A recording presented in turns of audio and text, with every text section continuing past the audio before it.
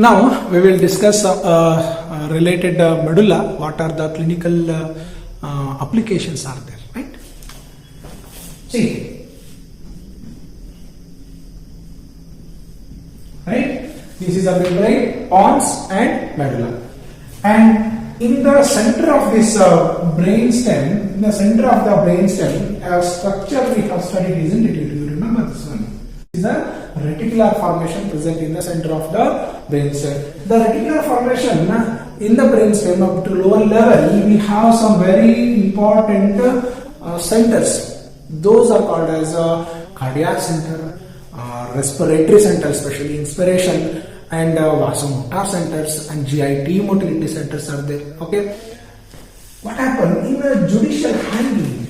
Okay, in judicial hanging, the hanging rope knot will be tied exactly here behind the neck, and so that that there is a first cervical vertebrae will come here, right, and the second cervical vertebrae, the axis vertebrae, will have its odontoid process which present inside the circle of this first cervical vertebrae. And when this judicial hanging is done, it's not because of the airway passage to get cutted. Actually, the thing is to break the odontoid process. Okay, there is a calculation is there if weight of the body and the height of the place, right? According to that, the body will be hanged. Okay, the body will be dropped, actually not hanged, dropped. Hanging is actually the misnomer. Body will be dropped by putting proper knot on the backside of the neck.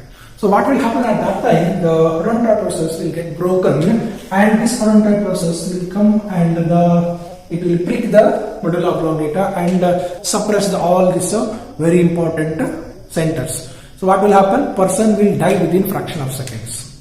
Okay, so if does not die because of this one, at least he will die because of the asphyxia. Okay, the airway cut. Okay, this is how the judicial one, and this is called as judicial hanging. Judicial hanging. This is in detail you are going to study in the forensic medicine. In the forensic medicine, we are going to study about what is the judicial hanging. This is your medulla and the inferior cerebellar pedunculus, olives and pyramid, right? Right. Correct? See, there is a artery which is going to supply the upper part of the medulla and the lower part of the cerebellum, and that artery which runs here actually.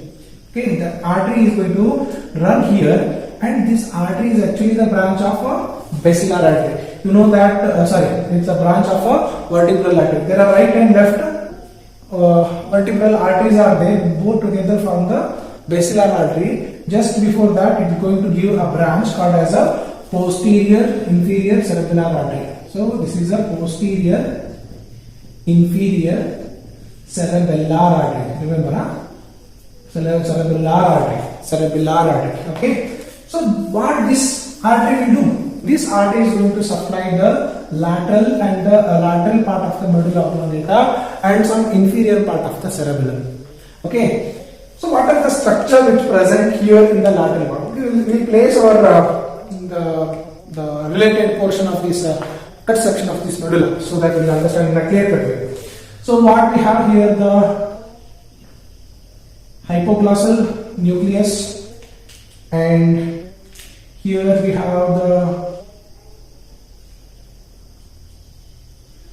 dorsal nucleus of vagus, and here we have the diamond shaped nucleus. What is this? Vestibular nucleus, and here what we have, the dorsal and ventral cochlear nucleus, and what we have here, it's a long nucleus. Remember this one? This is a spinal nucleus of trigeminal nerve. Right, very good. Then what we have? And we have here in the center medial lamniscus, right? These are the medial lamniscus. Okay, we draw another side also, right?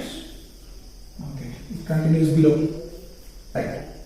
So anterior and the dorsal cochlear nucleus, right? And what else we have? Here we have the lateral spinothalamic tract, thalamic tract, right?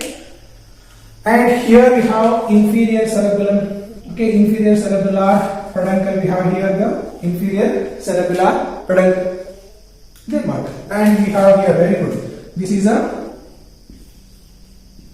pyramidal tracts which is running downwards, pyramidal decussation. Right? What happens? So we'll discuss what is that syndrome. First we'll discuss what is going to happen when that nucleus are going to get hampered. Okay, first one. This one, vestibular nucleus. Vestibular nucleus is related with what? It is related with the balancing, equilibrium of the body. So, if this is going to get hampered, okay, this is going to get hampered, what is the symptom is going to produce? The same side imbalance of the body. Side, this is going to give the giddiness, right? This is the first symptom, so giddiness, right? And again, involvement of this both cochlear nuclei, maybe, and which leads to, actually this does not come in the medulla but little bit above in the parts. If it is involved, then it's going to produce a ipsilateral side, the hearing problem. Okay, it's not much considered here, we will leave that one. Lateral spinothalamic tract. Lateral spinothalamic tract is related with the touch and the pain sensation of the body, lower part of the body. Touch and pain sensation from the head and neck is related with what? Spinal nucleus of the trigeminal nerve. So, if it is lateral spinothalamic tract is involved, the contralateral side, touch and the pain sensation will be lost. So, here, what is going to produce from the lateral spinothalamic? The contralateral loss of touch and pain and temperature, contralateral loss of pain and temperature will be there, right? Then what else? Involvement of the inferior cerebellar peduncle. Involvement of inferior cerebellar peduncle leads to a condition called as ataxia and atonia. Muscles will lose the tone of the related side of the body, and ataxia. When he closes the eyes, he cannot balance it in the body. So he is going to produce ataxia and atonia. Right. Then what else is there? You remember there is reticular formations are there in the brainstem. I'm not going in detail. I will in another lecture will study about how the Horner syndromes are going to produce. But involvement of the reticular system is going to produce Horner syndrome. Okay, Horner's syndrome. Okay, this is how the tosses and all many things are there. We'll discuss in separate class about what is a Horner syndrome. Right? This is due to the involvement of reticular formation. Then what else? Okay, this much is there. Right? One, giddiness. Second, ataxia and atonia. And third is the contralateral loss of the pain and temperature. Fourth is the Horner syndrome. Important another one thing is there. Here the involvement of spinal nucleus of the trigeminal nerve. Here the spinal nucleus of trigeminal nerve could receive the related area from the touch and the temperature from the head and neck portion.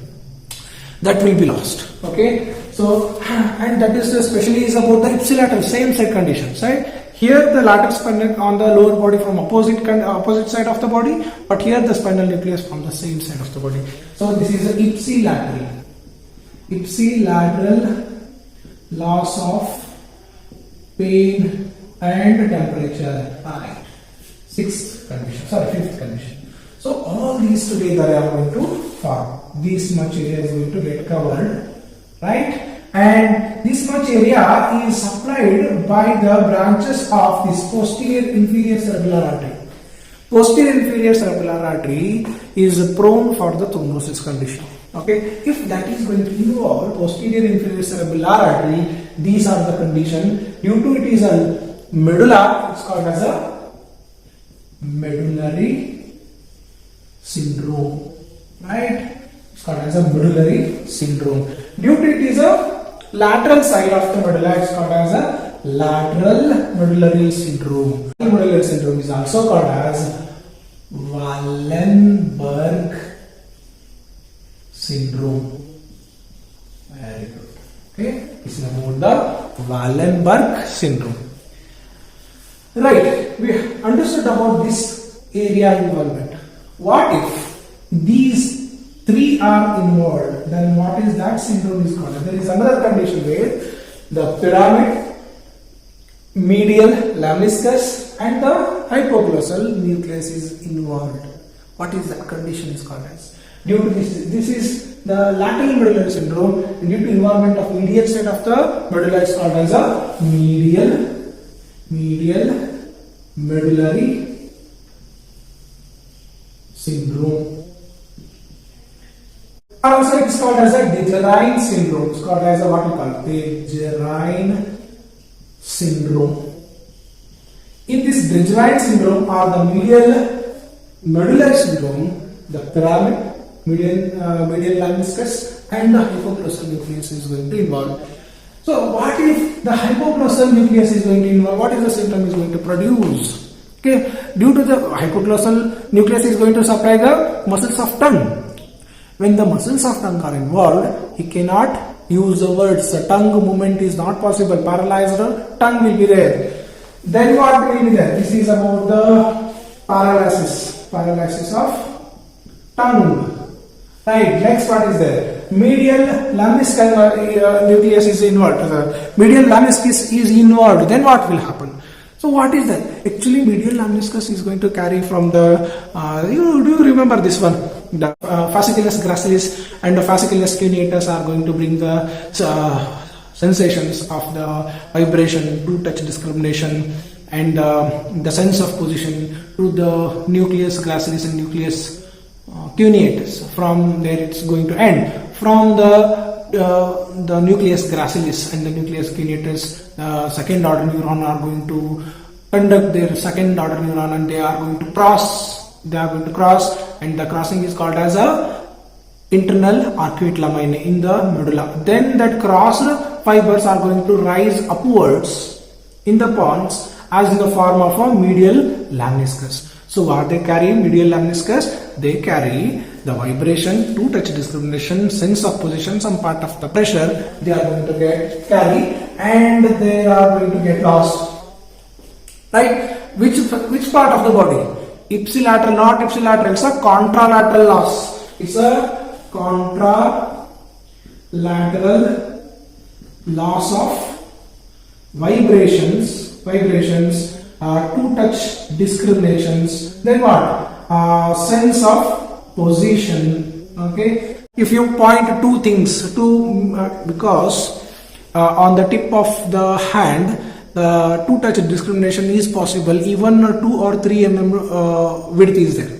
Okay. If you point to pin on the surface of the skin of his hand or his finger, if he does not understand what is the to touch discrimination, then you can understand it. Then about the sense of position.